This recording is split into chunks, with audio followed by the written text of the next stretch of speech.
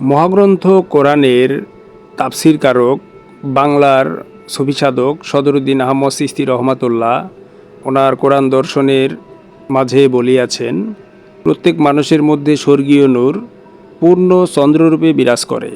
এবার আমরা সুফিসাধক সদরুদ্দীন আহমদ চিশতির এই বাণীর গভীরতম সূক্ষ্ম স্তরের বিশ্লেষণ করছি।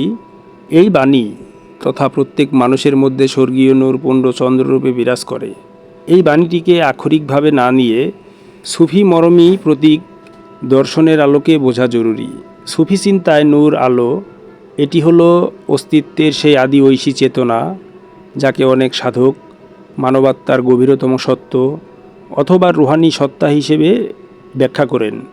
এখানে পূর্ণচন্দ্র কোনো জ্যোতির্বৈজ্ঞানিক চাঁদ নয়, বরং এটি পরিপূর্ণতা, নির্মলতা এবং আধ্যাত্মিক পূর্ণ বিকাশের প্রতীক।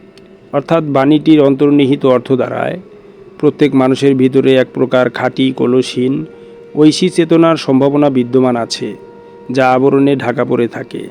সুফি দৃষ্টিতে মানুষকে শুধু দেহ বা নফস হিসেবে দেখা হয় না, বরং তাকে 3 স্তরে ব্যাখ্যা করা হয়, তথা দেহ, জিসম, নফস তথা অহং বা ইচ্ছা এবং রুহু তথা আধ্যাত্মিক আলো।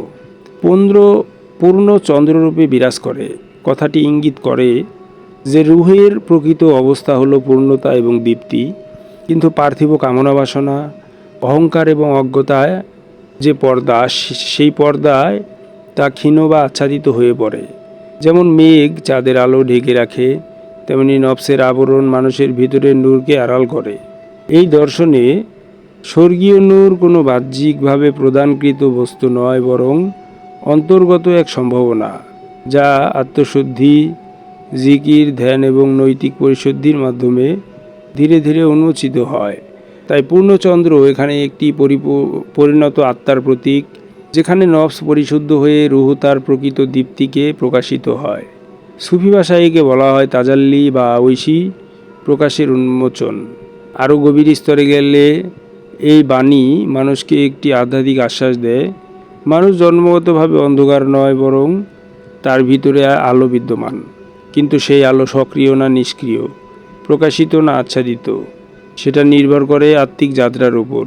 এভাবে এই পূর্ণচন্দ্র হয়ে ওঠে মানব সত্তার সম্ভাব্য পরিপূর্ণতার প্রতীক, যেখানে মানুষ নিজের ভেতরের ঐশী নূরকে চিনে নিয়ে ধীরে ধীরে ইনসানে কামিল বা পরিপূর্ণ মানবের দিকে অগ্রসর হয়। সদরুদ্দীন চিশতির এই বাণীর গভীর স্তর বুঝতে হলে সুফি দর্শনের একটি মূল ভিত্তি ধরতে হয়। কেবল মানুষকে সৃষ্টি নয়, বরং প্রকাশিত চেতনার আয়না হিসেবেই দেখা হয়। এখানে স্বর্গীয় নূর বলতে যে আলো বোঝানো হয়েছে তা কোনো বস্তুগত আলো নয়, বরং অস্তিত্বের সেই আদি চেতনা সত্তা, যাকে সুফিগণ হাকিকাতুল ইনসাল বা মানবের প্রকৃত সত্য হিসেবে ব্যাখ্যা করেন। এই আলোই মূলত সেই অস্তিত্বের স্মৃতি, যা আত্মা নিজের উৎস থেকে বিচ্ছিন্ন হয়ে পৃথিবীতে এসে বহন করে আনে। তাই মানুষ বাহ্যত যতই জড় এবং বিভক্ত মনে হোক, তার গভীরে একটি অখণ্ড ঐক্য আলোক বিদ্যমান থাকে। পূর্ণচন্দ্ররূপে বিরাজ করে এই অংশটি আরও সূক্ষ্ম। চাঁদ নিজে আলো উৎপন্ন করে না, সে সূর্যের আলো প্রতিফলন করে।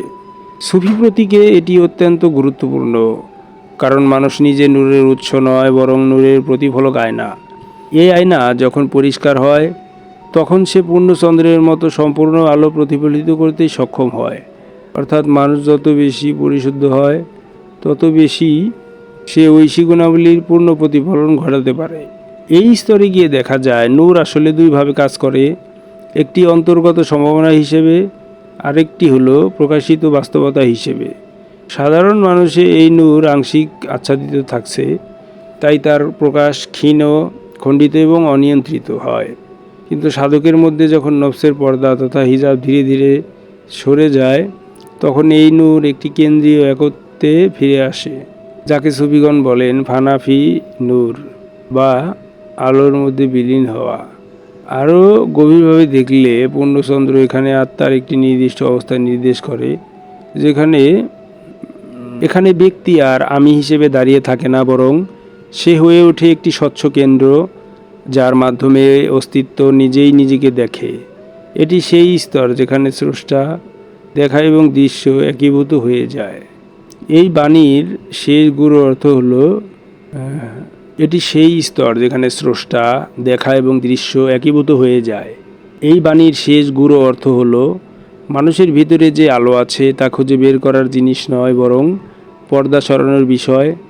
আলো আগে থেকে আসে, কিন্তু আমি আলাদা, এই অনুভূতিই তার উপরে সবচেয়ে বড় পর্দা। যখন এই পর্দা ক্ষীণ হয়, তখনই মানুষ নিজের ভেতরের সেই পূর্ণচন্দ্র সত্তাকে অনুভব করে, যেটা আসলে অস্তিত্বেরই এক নিখাদ নিঃশব্দ দীপ্তি।